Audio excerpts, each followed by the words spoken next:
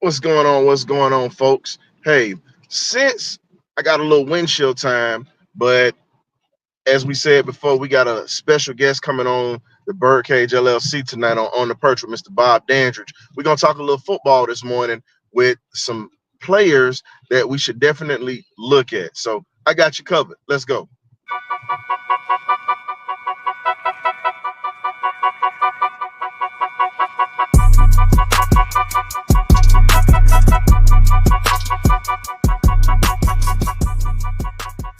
BirdCage. Again, good morning, good people.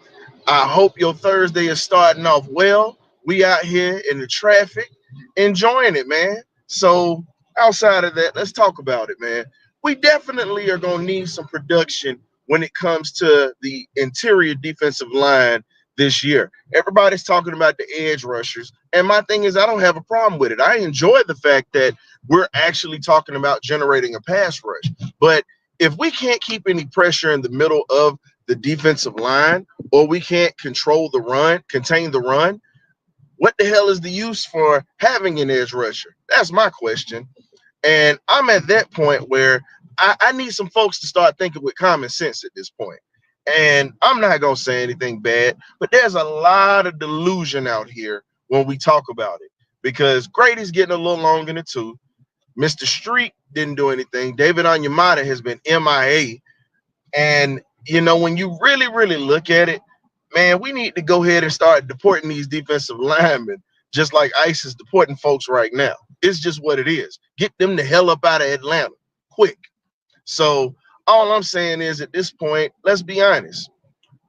It's time to start bringing in a little bit more young guys in the middle of that field. We got a lot of things to address, but if you can't address the defensive line inside and out, you're not going to win ball games. You got to control the trenches. So for me, I'm going to give you a guy who I think would fit what we do well, and he's definitely an NFL type of body.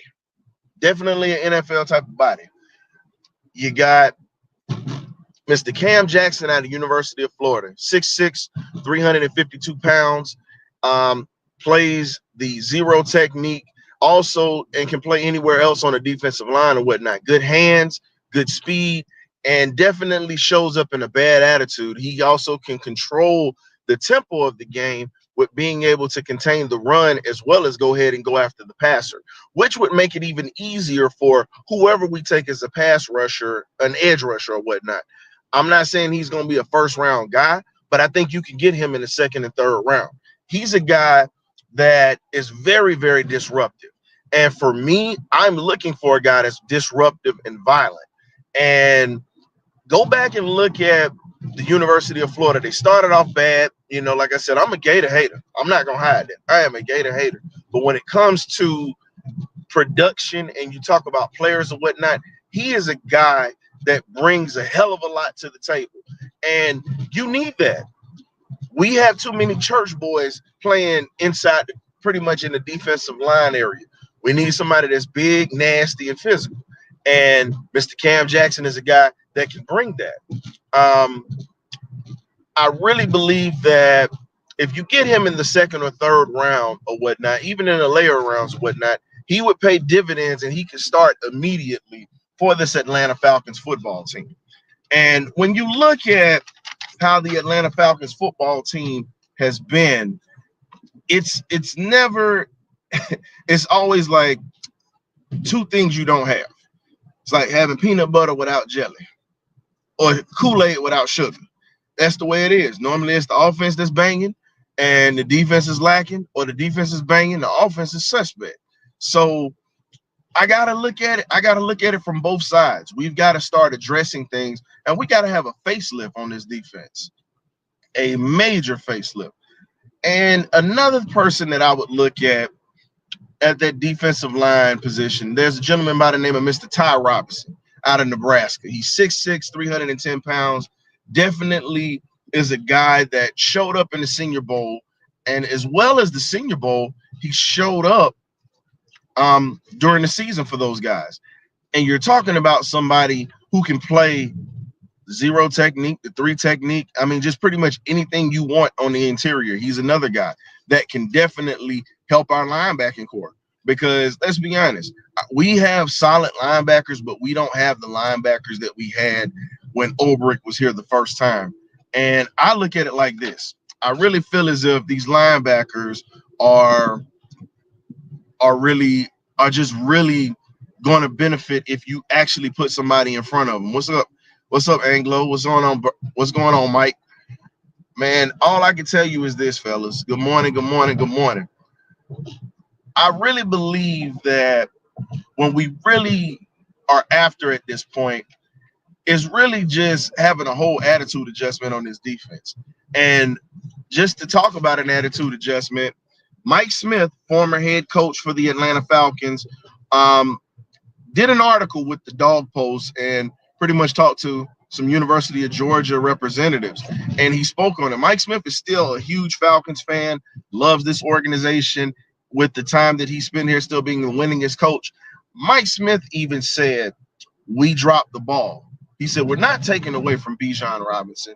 Bijan is a talent in himself. He produces. He's a top running back in the NFL, and it worked out. But if it didn't work out for the Falcons, it wouldn't have looked good because you passed up on a Jalen Carter up the street. And I understand where he's coming from with that because Smitty's a defensive guy. I'm a defensive guy. But he was right. You have no attitude in the middle of your defense. So looking at it, you got to get there. Outside of those defensive tackles, the other thing that I got to address is the tight end position. We don't know what's going to happen with Kyle Pitts at this point. We don't know. My thing is, if you can get something for him, trade him. There are many tight ends out here who can do the things that he doesn't do. I know it's going to be some Kyle Pitts detractors out here. Well, he hasn't had this, and this, and blah, blah, blah, blah, blah. And they're not using him this way. Okay, I get it. I understand it. However, you have to compare him to another rookie phenom in Brock Bowers. Brock Bowers had 3 bad quarterbacks. He set the tight end record in receptions and yards and had 10 touchdowns in his rookie year. So again, there's no excuses. You can backpedal as fast as Prime in 92 and 91. It ain't going to help. It's not going to help. So you've got to start looking at a tight end. And I got one for you. And I'm not going to get heavy into him, but his name is Harold Fannin. His name is Harold Fannin Jr. out of Bowling Green. 6'4", 230 pounds, 4'5", 4'6" guy. But the thing about him is this: hands, speed, and he can block. He does it all. He didn't get the Mackey Award because of the kid from Penn State, rightfully deserved. But if you did give it to the kid from Penn State, you should have given it to this young man here, because I can tell you up front, when you look at Harold Fannin Jr., he's a guy that's a difference maker, and he played in the Senior Bowl as well. And just to get seen, a lot of guys have him on the radar. A lot of guys have him on the radar. And all I can say is this: when you really look at it, I believe that this gentleman here can be a difference maker for us when it comes to that. I really believe so. So if they do decide to move on from Kyle Pitts, guess what? You got to get Harold Fannin at all costs. At all costs. I'm not going to have a whole breakdown for you guys today. I just got a couple of players I'm going to talk about this morning, but I'm going to have a whole breakdown probably maybe this weekend with my guys. Maybe might do a little open segment because, like I said, tonight we're not doing the regular BirdCage show. We're doing it on the perch with two-time NBA champ Mr. Bob Dandridge tonight at 8 p.m. Y'all might want to tune in for that. He's going to tell you about what it's like to win NBA championships, being a Hall of Famer, and just really how's the game evolved. So I'm not even going to put too much stock into that just yet. But getting back to football, outside of that tight end spot, the other position that we got to address, we got to talk about the corners. We got to talk about the cornerbacks at this point. For me, AJ needs a number 2. AJ needs a number 2. Mike Hughes served his purpose, but we don't have a true number 2. We've got to address that coming up this year. It's a couple of guys I want to talk about. that impressed me, that stuck out, and even scouts are talking about him. There's a kid out of Florida State by the name of Azariah Thomas, 6'2", 192 pounds, and he's a guy that's handsy, great range, good speed, solid tackler, but in pass coverage, he thinks the ball is his.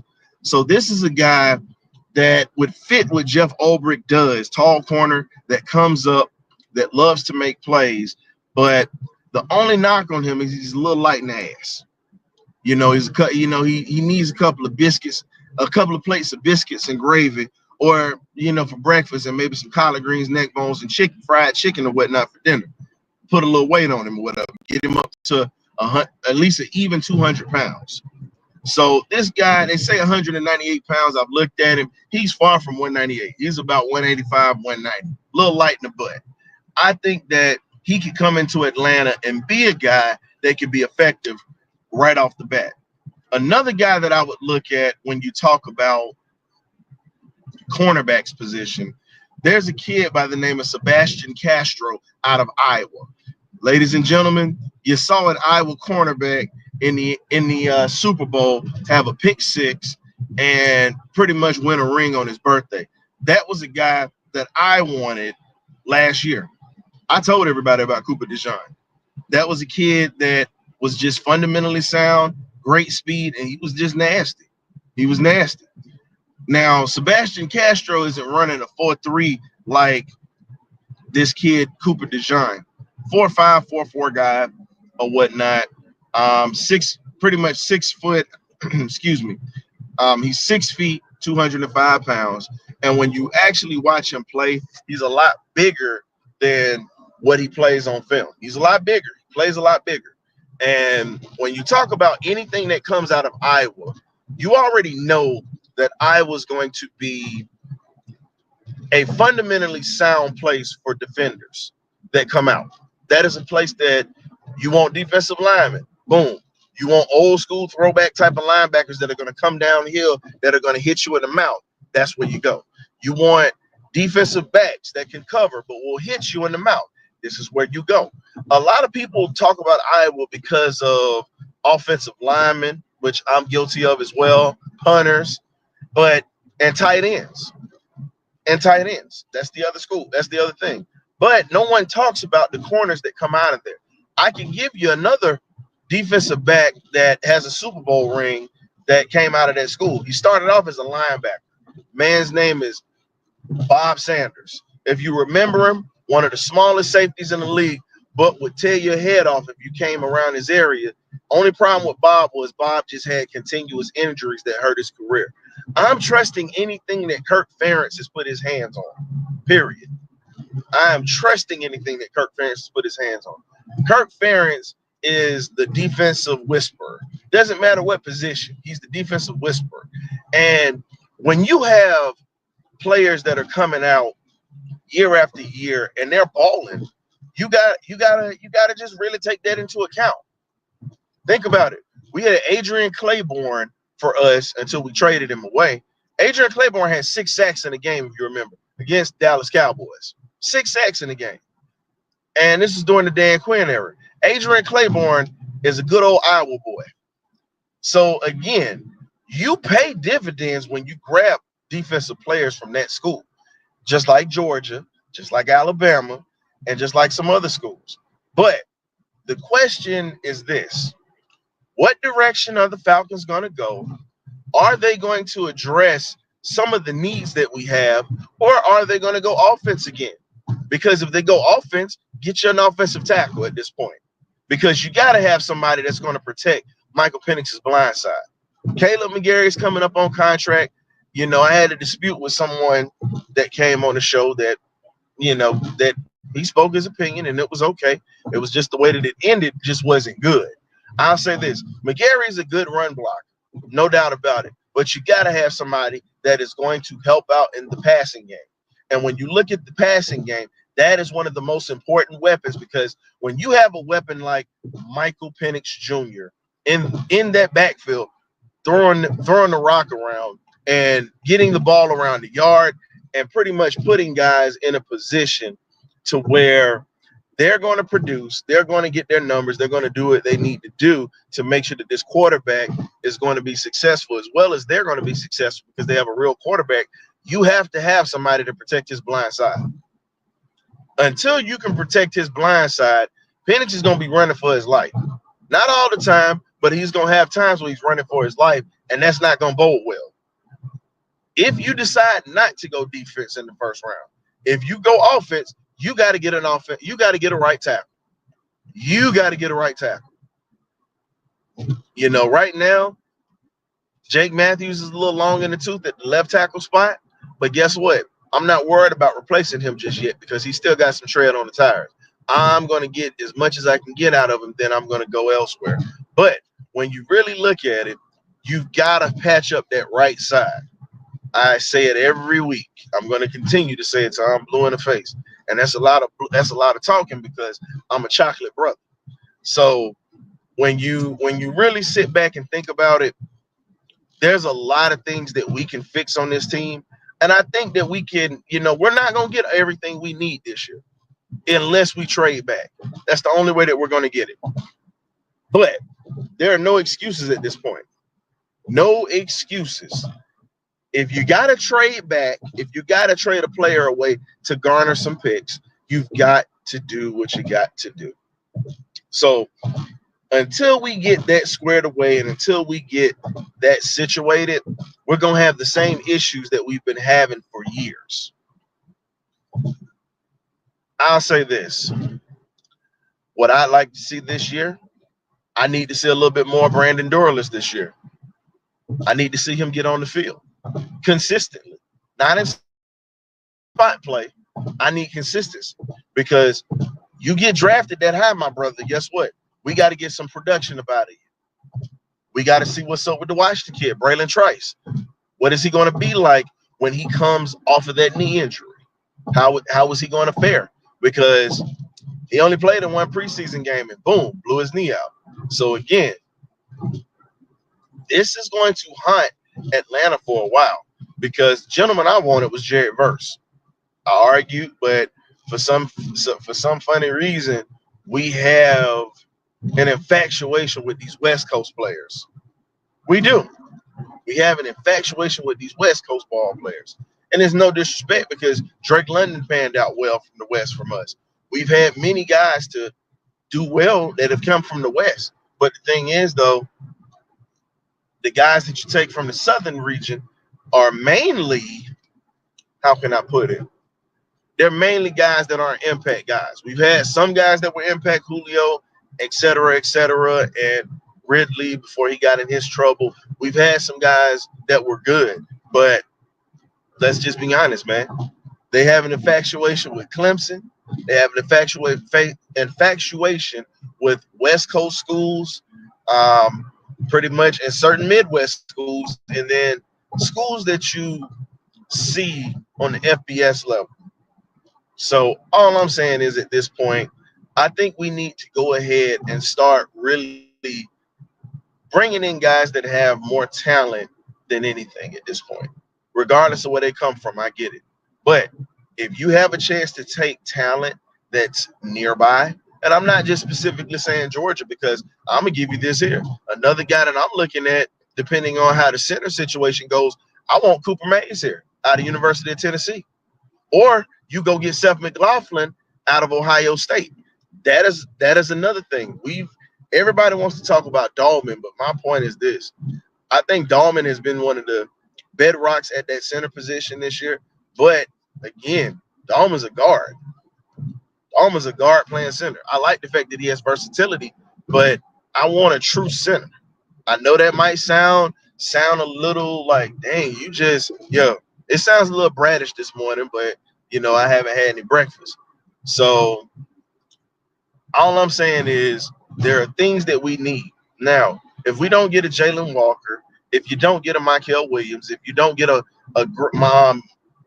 Green, the kid out of Marshall or whatnot, if you don't get any of these guys, there's another kid that you can look at. You got James Pierce III. You got James Pierce Jr. out of Tennessee. That's another guy that you can look at. I feel as if James Pierce could also be a problem for this team. I mean, there's so many ways that you can go. Jack Sawyer out of Ohio State. I mean, there's so many different ways that you can go. Now, for me, I can tell you there are many ways that I would go in the defensive line, the edge rusher position, because it's a ton of good ones out here this year. There are a ton of good ones out here this year. And I'm at the point where I want to get the best available player at that edge rusher spot. And when you talk about getting the best available player, it's not gonna always agree. It's not gonna always. We're not gonna always agree with everyone. I would rather, and I'm just gonna be honest with you, certain players that are known but they're not top of the food chain. I wouldn't mind taking a gamble on that because Green is gonna be a guy that everybody and their mama trying to get right now. I'm gonna be honest with you. Senior Bowl, I looked at his footage. Definitely a good player, but the Senior Bowl put him out there even more for the casual fans that don't know anything about him. But he's not a guy that I want. If he comes, I'm gonna root for him, but he's not a guy that I want. I'm gonna make that clear. So there's no ifs, ands, or buts about it. I've already said I want Michael Williams, Jalen Walker, or Pierce, or Jack Sawyer out of Ohio State. There's a couple of HBCU guys that I would look at if they don't take an edge rusher in that first or second round. And I'm just being honest with you on that. The other thing that I would look at is linebacker. If we can actually get a solid line, a middle linebacker or another outside linebacker that can actually play in pass coverage too, I think that bodes well for us. So lastly, I'm gonna give my guy again, Kendall Bowler, FAMU, Florida A&M. I'm good with taking Kendall Bowler. Everybody's looking at the combine numbers. Everybody's looking at this. I look at what guys do on the field. I look at players. I don't look at the numbers. That's great if you're trying to get your money up. That's great that you have all the stats and all the numbers. The real test is going to come when you put yourself in the position to produce at a high level, no matter where you come from. No matter where you come from. Just remember this, folks. It's not always about the school you come up out of, because I can give you two Falcons right off the bat that came from small schools and they were ballers, or came from schools that weren't known. Terrence Mathis is one, came out of New Mexico. The Lobos or whatnot were not good when he played. They were awful. I give you another one. Jesse Tuggle wasn't drafted. He was an undrafted free agent. And he was one of the best linebackers. He's pretty much, he and Tommy Nobis are the best linebackers in Falcons history. God rest Mr. Nobis' soul. And then you got Alfred Jenkins. I'm just throwing that name out there. Morris Brown. Shout out to HBCU right up the street from the school. The school right up the street from the stadium. He was one of the best receivers that we had in this franchise. So if you don't know about him, go back and look him up. So there are many guys that have come out of smaller schools that were ballers. Roland Lawrence is another one. And then you also got to look at Ken Reeves. And then hell, I'll even throw in there one of the guys who was a solid special teams player and a great spot player for us when we needed him, which was Eric Weems out of Bethune-Cookman. So it doesn't matter where you come from. You just got to pretty much take advantage of the opportunity that you have that is presented to you. If you're going to ball out, because the NFL stands for not for long. So at the end of the day, folks, this is what I'm putting. And also another guy, appreciate that. I'll give you this. Foye Oluokun was a guy that we let go of that came out of Yale. The last player that was worth a damn out of Yale was a man by the name of Gary Fensick, who was a hitman for those 1985 Bears. He came in the 70s and was a dominant safety in the NFL at that time. And he partnered with one of our guests who we had, Mr. 46 Defense, Doug Plank. Shout out to you, Mr. Plank. Thank you for tuning in this morning. During the 70s and early 80s or whatnot, and he did his thing out of Yale. So again, it doesn't matter where you come from. It matters what you do with your opportunity. And all I can say is That was a big mistake to let him go. I know we needed money to pay him, but I would have never let that cat go because he was one of the best linebackers that we had on this team. One of the best. But again, I was just tapping in with you guys this morning. As I said before, later this evening, we're going to have an interview with Mr. Bob Dandridge, NBA Hall of Famer, legend. And like I said, talk to him about some things because he knows a couple of players. And we're going to ask him also about how does he feel about Michael Vick taking over his alma mater at Norfolk State. Norfolk State, I mentioned Ken Reeves. That was a gentleman that he went to school with as well. So again, we got ties to Norfolk State, ladies and gentlemen, and we're gonna talk about that tonight with this gentleman as well as his basketball career. So I appreciate y'all for tuning in this morning. This is Bumper to Bumper. This is your boy, the historian. Hey, shout out to the magnificent Birdcage crew that comes on every week, week in, week out, and put it down. Definitely appreciate you guys, the ones that are on the camera and the ones that are behind the stage. Shout out to all the other Falcon content creators that we rock with. And we doing our thing out here in the game of the Atlanta Falcons. Please, please, please like and subscribe for all these content creators that spend time doing this work out here. We love you. And I definitely appreciate that y'all have a cup of coffee or have a cup of orange juice on your boy this morning. This is Bumper to Bumper. Let's go.